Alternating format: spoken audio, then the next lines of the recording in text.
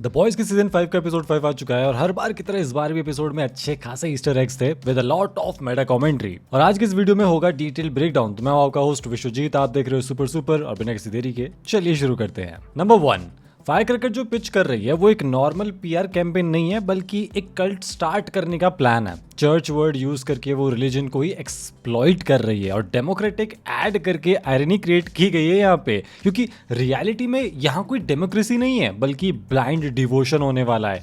ये बिल्कुल real world political movements का सटायर लगता है जहाँ लीडर्स को ऑलमोस्ट डिवाइन बना दिया जाता है। होमलैंडर को गॉड्स प्रॉफिट बनाना बड़ा ही डेंजरस है क्योंकि प्रॉफिट का मतलब होता है गॉड का मैसेंजर। वो गॉड का रिप्रेजेंटेटिव ऑन अर्थ बन गया है और अगर वो गॉड का बंदा है तो जो करेगा वो सही ही माना जाएगा।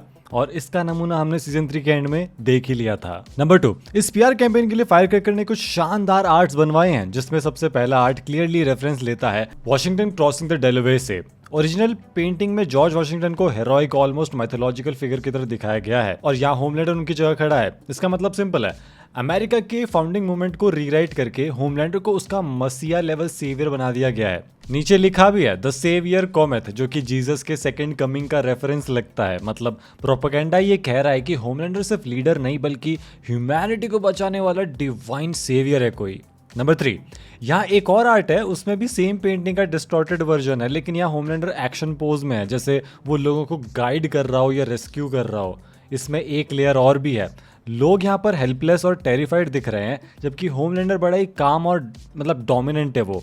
ये एक शानदार प्रोपेगेंडा टेक्निक है। यहाँ सिंपल सी चीज हो रही है, लोग जो है वो कमजोर है, लीडर जो है वो पावरफुल है, यानी कि लीडर के बिना सर्वाइवल इम्पॉसिबल है। मतलब जनता को ना साइकोलॉजिकली कंडीशन किया जा रहा है कि fear is equals to dependence on Homelander.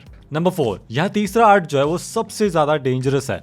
Homelander को अमेरिकन हिस्ट्री के मल्टीपल मूवमेंट्स में इंसर्ट कर दिया गया है। वो चैरियट चला रहा है जैसे कि एक रोमन एम्परर या कॉन्करर हो, पीछे क्राउड उसको चीयर कर रहा है। साइड में जो हिस्टोरिकल फिगर्स दिख रहे हैं जैसे कि अब्राहम लिंकन है, उनके साथ होमलैंडर को प्लेस करके मैसेज दिया जा रहा है कि he belongs with the greatest leaders in history. यानी कि यहाँ पर एक फेक माइथोलॉजी बिल्ड करी जा रही है जिसमें होमलैंडर को अमेरिका के पास, प्रेजेंट और फ्यूचर का सेंटर बना दिया गया है। नंबर 5, तो फायरक्रैकर होमलैंडर को देती है एक न्यू बाइबल जिसका नाम ही होता है होमलैंडर बाइबल। ये देखकर तो वो बड़ा इंप्रेस हो जाता है। होमलैंडर बाइबल का कॉन्सेप्ट ही ये इंप्लाई करता है कि अब एग्जिस्टिंग रिलीजन को रिप्लेस या रीराइट किया जा रहा है, जहां गॉड की जगह होमलैंडर की आइडियोलॉजी आ रही है। फायरक्रैकर का डायलॉग और भी ज्यादा रिवीलिंग है जब वो बोलती है कि इसमें ओल्ड टेस्टामेंट, न्यू टेस्टामेंट और ब्रांड न्यू अमेरिकन टेस्टामेंट है। तो वो बेसिकली कह रही है कि पुरानी जो रिलीजियस टीचिंग्स है वो इनकम्प्लीट है और फाइनल ट्रुथ अब इस नए वर्जन में है।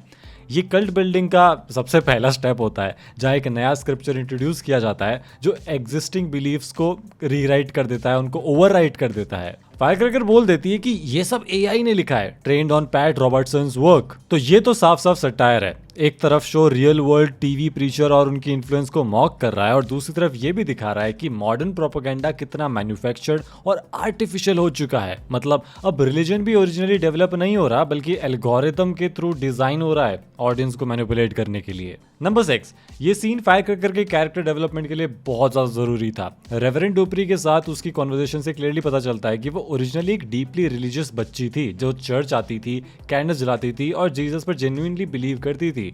जीसस एक्शन फिगर वाली जो डिटेल है वो भी बहुत इंपॉर्टेंट है। ये दिखाता है कि उसका फेथ जीसस में कितना इमोशनल था, लेकिन अब वही इंसान सर्वाइवल के लिए अपने बिलीव्स को कॉम्प्रोमाइज कर चुकी है। जब रेवरेंड उसको कहता है कि होमलैंडर गॉड नहीं है तो फायरक्रैकर कुछ नहीं कहती। मतलब ये क्लियर हिंट देता है कि वो अंदर से सच जानती है, बस एक्सेप्ट नहीं करना चाहती। कॉन्वर्सेशन का कोर कॉन्फ्लिक्ट है फेथ वर्सेस फियर। रेवरेंड के चर्च से जो लोग जा रहे हैं, लोग डर के मारे डेमोक्रेटिक चर्च ज्वाइन कर रहे हैं और जो नहीं कर रहे उन्हें डायरेक्टली थ्रेटन किया जा रहा है, जैसे जैसे स्टेन ग्लास विंडो का मेल्ट होना। ये एक सिंबॉलिकल अटैक है क्रिश्चियनिटी पर, जहां मैरी की इमेज डिस्ट्रॉय कर दी गई, मतलब पुराने फेथ को इरेज कर रहे हैं। नंबर 7, यहाँ बैकग्राउंड में जो पेंटिंग है वो क्लियरली द लास्ट सपर का पैरोडी वर्जन लग रही है। ओरिजिनल पेंटिंग में जीसस अपने डिसिपल्स के साथ है जो क्रिश्चियनिटी का एक काफी सेक्रेड मूवमेंट है।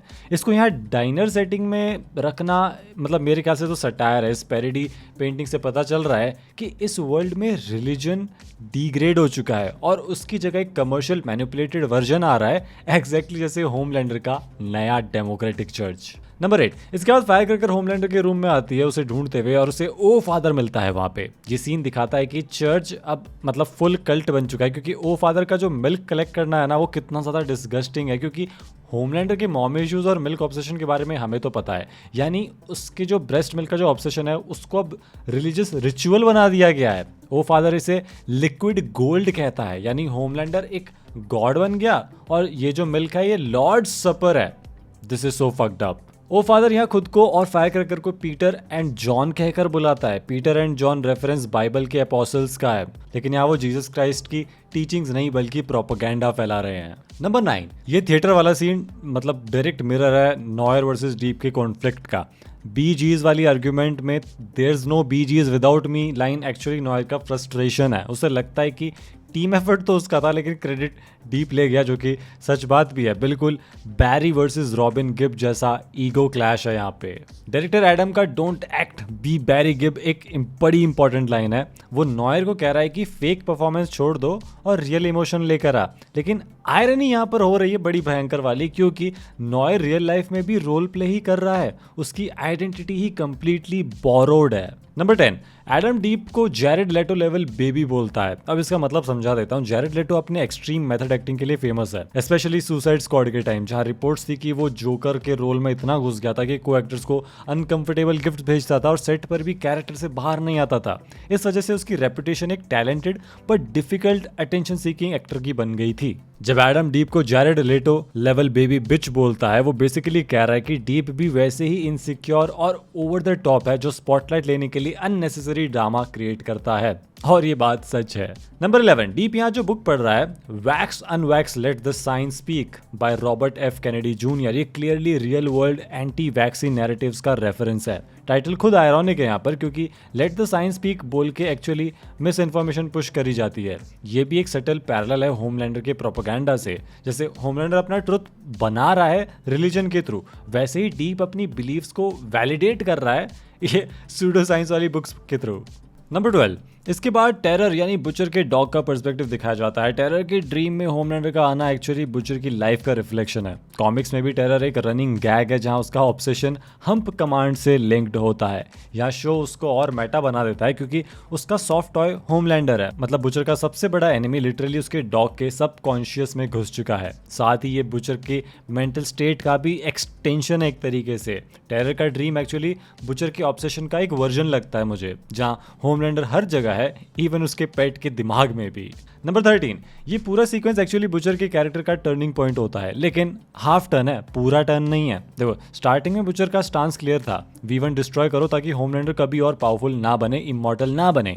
उसके लिए कोलैटरल डैमेज भी एक्सेप्टेबल है, चाहे स्टारलाइट किमिको या वो खुद मर जाए। ये उसका रेवेंज ड्रिवन माइंडसेट है। फिर टेरर वाला मोमेंट आता है जब टेरर चॉकलेट खा के मरने लगता है और ह्यूई उसे बचाता है। वहां उसका माइंडसेट थोड़ा सा शिफ्ट होता है। ह्यूई चूज करता है सेव व्हाट यू कैन, ये उसका माइंडसेट है, जबकि बुचर हमेशा बर्न एवरीथिंग डाउन वाले मोड में रहता है। ये कॉन्ट्रास्ट बुचर को हिट करता है क्योंकि टेरर उसके लिए सिर्फ डॉग नहीं एक इमोशनल एंकर की तरह काम करता है। इसलिए वो ह्यूई को अलाउ करता है कि V1 का यूज तुम भी कर लेना वैक्सीन बनाने के लिए, ताकि स्टारलाइट और किमिको को बचाया जा सके।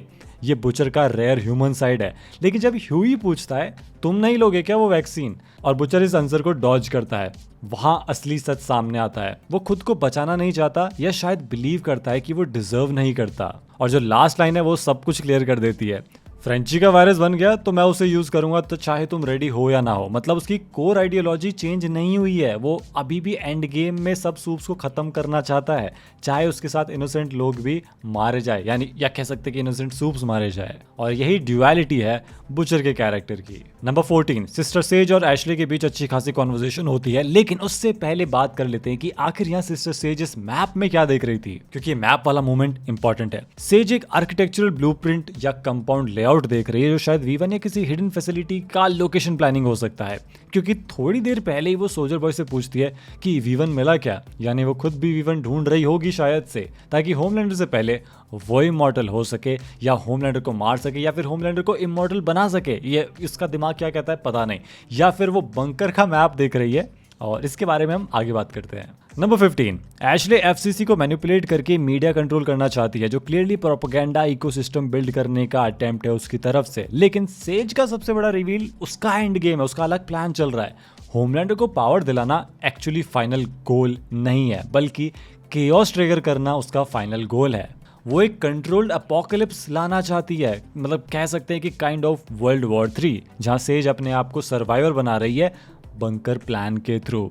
इस पूरे सीन से समझ आ गया कि सेज ही असली मास्टरमाइंड है, और हो सकता है कि फिलहाल होमलैंडर और बाकी सब के सब लोग एक चेस पीस हो और कुछ नहीं। नंबर 16, ये पूरा मिस्टर मैराथन वाला जो सीक्वेंस है ये एक लेयर्ड सटायर है। मतलब सबसे पहले जो होमलैंडर की लाइन आती है यू गॉट स्लो, ये एक ब्रूटल ट्रुथ है। यानी चाहे आप सुपर हीरो हो या फिर एक एक्टर हो, तुम तब तक रेलेवेंट हो जब तक तुम प्रॉफिटेबल हो। जैसे ही कोई नया फास्टर वर्जन आता है तुम रिप्लेस हो जाते हो, जैसे ए ट्रेन ने रिप्लेस किया मिस्टर मैराथन को। सोनी पिक्चर्स टीवी वाला डायलॉग एक डायरेक्ट मेटा जोक है। वॉट का अपना सिनेमैटिक यूनिवर्स है जो क्लियरली एमसीयू जैसा, मतलब प्रीमियम ब्रांड जैसा लगता है। उसके बाहर जो कुछ भी है वो कह सकते हैं कि डाउनग्रेड है या फिर अदर यूनिवर्स है। मैराथन का कहना we are not part of the official VCU actually में शेयर्ड यूनिवर्स कल्चर पे कमेंट्री है, जहाँ कैनन से बाहर होना मतलब तुम इररेलेवेंट हो। और वो ये भी कहता है कि we can't mention what heroes, ये बताता है कि कैसे आईपी रिस्ट्रिक्शंस होती है रियल वर्ल्ड के अंदर। ये जोक है एक तरीके से। एनीवे यहाँ जितने भी पोस्टर्स है ना वो रैंडम नहीं है। घोस्ट रनर स्पीडस्टर जॉनर की पैरोडी लगता है,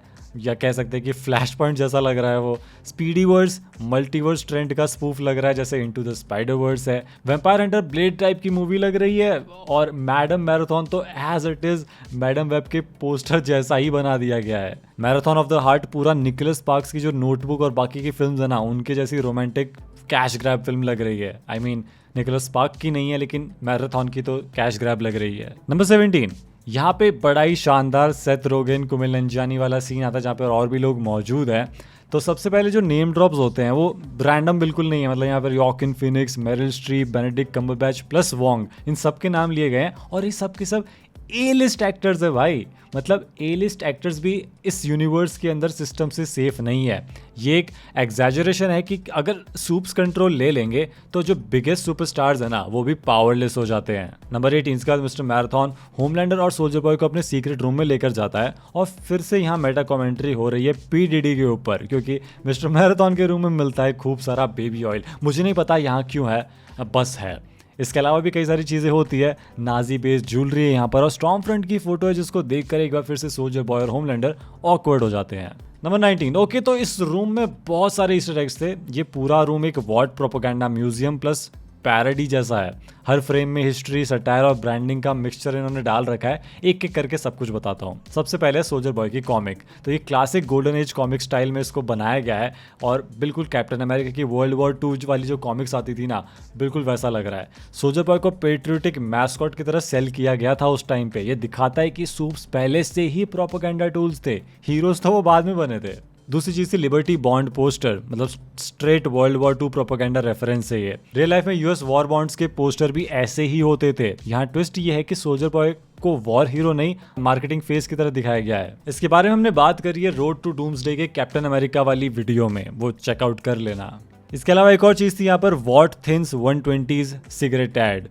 विंटेज 60s सिगरेट एड्स की पैरोडी है ये। फॉर द डिसर्निंग विमेन लिखा है यहाँ पे। ये लाइन एग्जैक्टली उस एरा की सेक्सिस्ट मार्केटिंग को मिमिक करती है। मतलब वॉट ने सूप्स को लाइफस्टाइल इन्फ्लुएंसर तब बना दिया था भाई जब इंस्टाग्राम भी नहीं था। यहाँ पर एक पेबैक का पोस्टर भी है। सोल्जर बॉय की ओरिजिनल टीम पेबैक थी, और एक पोस्टर पर लिखा हुआ है सोल्जर बॉय अहोय। ये पोस्टर नेवल रिक्रूटमेंट के लिए बनाया गया था। तो हाँ, इन्होंने सोल्जर बॉय को अच्छे से मिल्क कर लिया था सारी चीजें बेचने के लिए। नंबर 20, तो बेसिकली ये सब लोग होमलैंडर को मारने का प्लान बना रहे थे, और उसको बेहोश करने के बाद सोल्जर बॉय से हेल्प लेने की उम्मीद करते हैं, पर वो उल्टा इन सबको मरवा देता है, और आखिर में मिस्टर मैराथन को भी मार देता है जब उसे पता चलता है कि वीवन इसके पास नहीं, बॉम्ब साइट के पास में ही है। और यहाँ से एक चीज साफ हो चुकी है कि इस वॉर में सोल्जर बॉय या तो होमलैंडर के साथ है या किसी के नहीं। यानी जब जब मौका मिलेगा वो होमलैंडर की साइड लेगा, किसी और की बिल्कुल भी नहीं लेगा। नंबर 21, एपिसोड का एंड बड़ा ही ट्रैजिक है। फायर क्रैकर के हाथ में जीसस का एक्शन फिगर होता है जिसको वो फेंक देती है। यानी अपने रियल बिलीफ को वो फेंक कर होमलैंडर को सर्व कर रही है, और थोड़ी देर बाद वही उसे मार देता है।